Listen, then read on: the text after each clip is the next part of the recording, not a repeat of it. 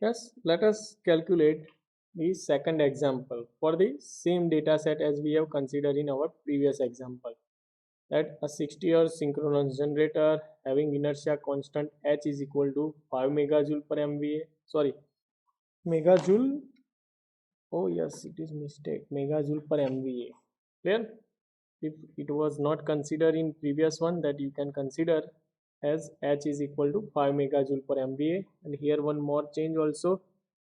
In previous example, I think I have taken x2 is equal to zero point 0.2, but it is actually 0.3. So consider these two change if it will not consider. Okay, and the xd dash will remain as it is in per unit, which is connected. So this single machine is connected to an infinite bus, and here the consider now the location of fault is changed. In previous case it is somewhere over here at the end of the transmission line, but now let us consider the fault at, actually this one is not also exactly the middle one, but yes, consider the fault at middle of the transmission line. Why exactly middle? So the reactance is equally divided. That's why. So here it is the case C where the fault at the middle of the transmission line. Middle of the transmission line. Clear? And we know very well how to calculate the delta and clearing time. The same process, but just we need to calculate the equivalent reactance. So I will draw the equivalent circuit to calculate the equivalent reactance from this network, and for the case where the fault at middle of the transmission line. So first the circuit will transform from, just draw the equivalent circuit. Here the machine, and then the total reactance, which is equal to 0.5, yes, zero point 0.3 for the machine and 0.2 of the transformer, so which is 0.5, yes, 0.5 per unit. E dash over here.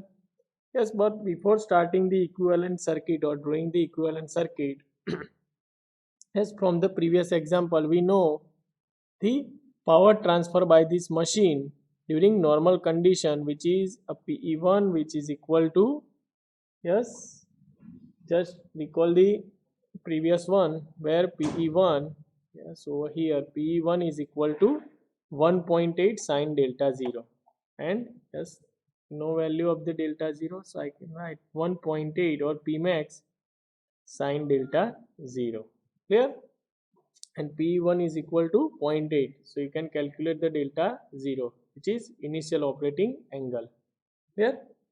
So just draw the equivalent circuit where the fault is at the middle of the transmission line. So yes, this one is 0.3, and this 0.3 is equally divided at the both the side as the fault at middle of the transmission line, so which is 0.5, 0.15. Again at this side it is 0.15, and the infinite bus. Clear?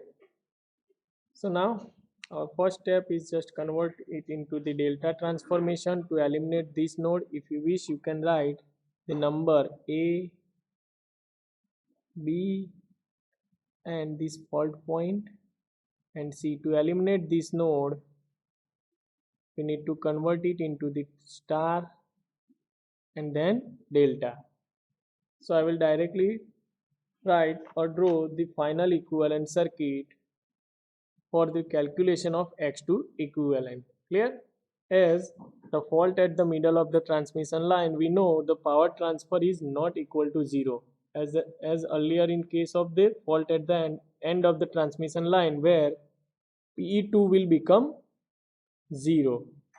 but here in this case the PE2 will depend on the equivalent reactance of this X2. Clear? So let us first calculate the equivalent reactance if the fault occur at the middle of the transmission line. So for that, the equivalent circuit, yes, again it is, I'll just directly draw the final equivalent circuit, which gives the X2 equivalent to you. There, one more reactance, and then the infinite bus. So here we will get X2 equivalent, which is equal to 1.8. I will explain how, but just draw over here P dash, node A and node B. So we need to calculate the total reactance between these A and B. Here it is 0.9, it is 0.54, here as it is 0.15. Clear? So yes, the final equivalent reactance between generator and infinite bus, or you can say point A and B or node A and B, which is equal to X2 equivalent to 0.5, 0.3, yes, 0.5, 0.3 plus again 0.3, 0.15,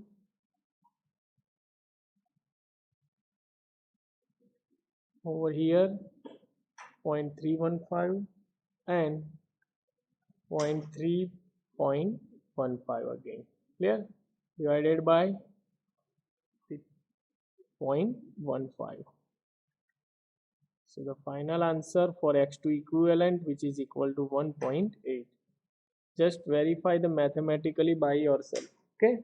So the power angle curve during fault, or you can derive the P delta curve during fault condition. That means the value of PE2, which is equal to, can calculate from the E dash V by X2 equivalent, which you have calculated from this equivalent circuit. X2 equivalent sine delta. So let's substitute the value of E dash, which is 1.7 from this previous calculation. No need to calculate it again, as the all data is same. Yes, E dash over here, which is 1.17. Clear? So just consider that E dash as it is 1.17, V which is equal to 1 per unit, and X2 equivalent, which is 1.8. Clear? So the final answer, or yes, the final answer, which is equal to, or P delta curve you can plot from this equation, which is PE2, which is equal to 0.65 sine delta. Clear? For during fault, or during fault power transfer by the synchronous machine to an infinite bus. So yes, you can observe that from this both the equations, say this is equation number 1 and equation number 2, just compare both this equation. Yes, the maximum power transfer limit will drastically reduce. In first case, during normal operating condition, it is 1.8 per unit, but here it will reduce to 0.65. Clear? So this is what the effect of fault at the middle of the transmission line. But yes, in previous case, this PE2 will become 0 as the fault is at the end of the transmission line. Clear? Now let us calculate, yes, let us calculate the post-fault power transfer. Post-fault power transfer. So when the fault is cleared, a faulty line is isolated from this network, that means the circuit breaker gets open at the both the end of the transmission line and a fault is cleared. So let us calculate the x3 equivalent, which is equal to 0.3, 0.2, yes, 0.3 plus 0.2 plus 0.3. Clear? So I can write x3 equivalent, which is equal to 0.3, which is xd dash, 0.2, which is equal to transformer reactance, plus 0.3, which is transmission line 1 reactance. So total will be 0.8 per unit. Clear? So the power angle curve for the case 3 post fault power transfer, you can write PE3 which is equal to, or E dash V by x3 equivalent, which you have calculated over here, yes, into sine delta. So we'll get the 1.17 value of voltage, which is 1, and x3 equivalent, which is 0.8 sine delta. So the final answer for PE3, yes, PE3, which is equal to Pmax, yes, it is the solution of this 0.1, which is 1.4625 sine delta. Here, so PE3 is equal to 1.4625 sine delta. Equation number 3, which shows the post-fault power transfer by the machine to the infinite bus. Clear? That means a power transfer after removal of this transmission line 2, after removal of the transmission line 2 from this system. But yes, before that we need to calculate the, yes, if you wish you can plot over here P delta curve for all these three conditions. That will help you to calculate or understand this example. So for the first one I will use the blue line for this equation number 1. So the power transfer during normal operating condition, then the green one, which is power transfer during a faulty condition,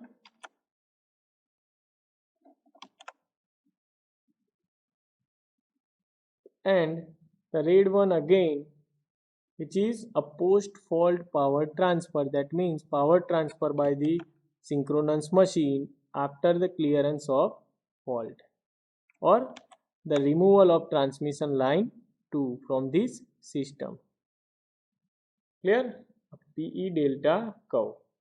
So just understand, for the maximum power transfer during normal condition, which is 1.8, during fault power transfer is 0.65, and after clearance of the fault the maximum power transfer, which is nearly equal to 1.46. Clear? 1.46. So now our objective is we need to calculate the clearing angle and time. So let us understand, during all this stage, as we have understood in the theory, yes, operation during normal operating condition to the faulty condition to the fault clearing condition. That means A to B, then B to C somewhere over here, and then after from here to somewhere delta max is over here. Clear? So for the stable operating condition, these two area must be equal A1 equal to A2. Clear? 0, pi, delta max, delta CR, and delta 0. So just apply equal area criteria over here. No need to calculate all the theories again. as we have calculated in our previous example. You just need to write down this equation directly for this calculation of delta CR. So yes, delta CR, which is equal to, just recall the previous theory. Let me directly copy paste this equation from that theory, which is equal to, yes, delta CR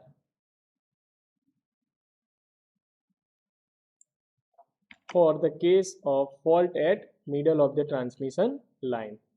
So just consider this equation over here. Yes, delta CR for the case of fault at middle of the transmission line, and substitute the value in this equation with, yes, you need to forget to calculate the delta max, which is equal to pi minus sine inverse Pm by, now instead of Pmax 1 we need to calculate the consider the Pmax 3. Clear? As we have calculated the delta CR for the post fault voltage for this PE3.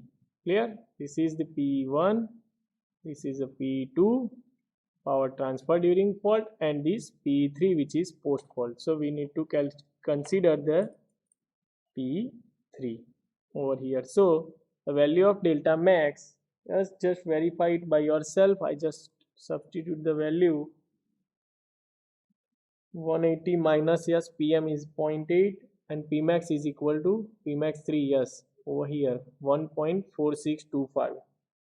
so the final answer, which is 146.3838 degree, which is equal to 2.5628 radian. Clear? So just substitute the value over here and the final answer, I will write directly final answer, just verify it by yourself.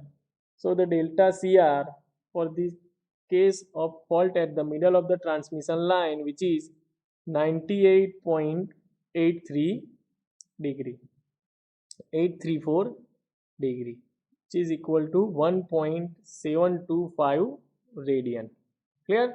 So now just compare the angle delta, critical clearing angle delta for both the case. Previously we'll get the value of delta as 84 degree, and here we'll get more chance or more stable operation compared to the previous one, as the value of delta is increased or value of delta CR is increased. Clear? As this delta CR is increased, you can say just because of this PE2 will not become 0 as the fault at middle of the transmission line, we get more time or more angle for the stable operation of our system. Just before that, if you wish, you can write for the stable operation A1 equal to A2, and from that you will derive this delta CR. And no need to derive every time, just remember this equation for the calculation of delta CR for the case of middle of the transmission line, and if it is the case of fault at the end of the transmission line, then just remind this equation for calculation of delta CR. Clear? So I hope you have clear. Yes, one more thing is left, that the calculation of time TCR. So that will be for the homework to you. Just calculate the value of TCR. Yes. Let me conclude. Yes, the final answer is 0.29, and just compare 0.29 second, that you have to calculate. I will give you the answer because we need to understand the comparison between, if the fault at the end of the transmission line, then we need to clear it quickly because of the stability concern, and just because the power transfer during fault will become 0, that's why we need to operate or clear the fault quickly during 0.26 second, and with compared to that, if the fault is occur at the middle of the transmission line, then we need to have some more time to clear the fault.